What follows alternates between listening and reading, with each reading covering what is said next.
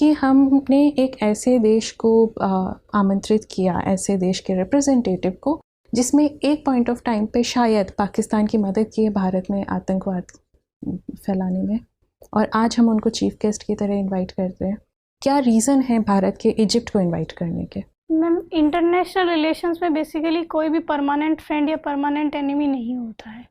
और इजिप्ट के साथ हमारे रिलेशंस बढ़ाने का ये कारण है कि मैम वहाँ हमारा निवेश है, एक तो $3 बिलियन से ज़्यादा हमने वहाँ निवेश किया हुआ है, और दूसरा जो अरब वर्ल्ड है उसमें अपने संबंधों को आगे बढ़ाने के लिए हम मिस्र का उपयोग कर सकते हैं।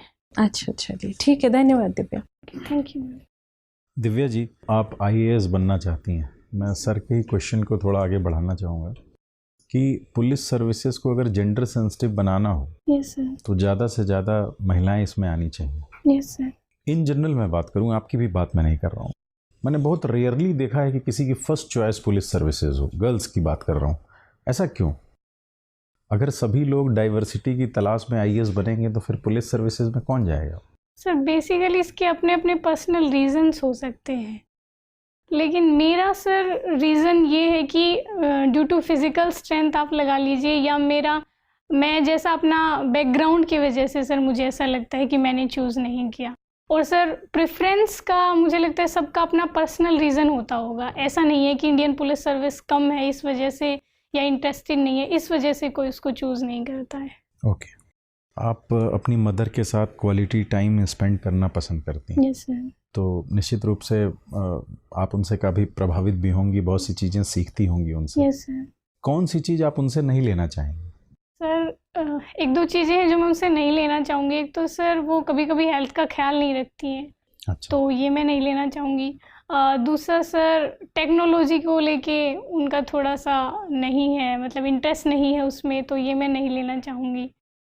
और बस सर मुझे यही लगता है।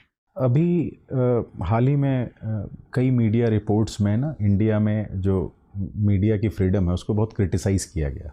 जी सर। और हाल ही में हमने देखा कि BBC की डॉक्यूमेंट्री को लेके भी हमारे प्राइम मिनिस्टर को थोड़ा क्रिटिसाइज़ किया जा रहा है।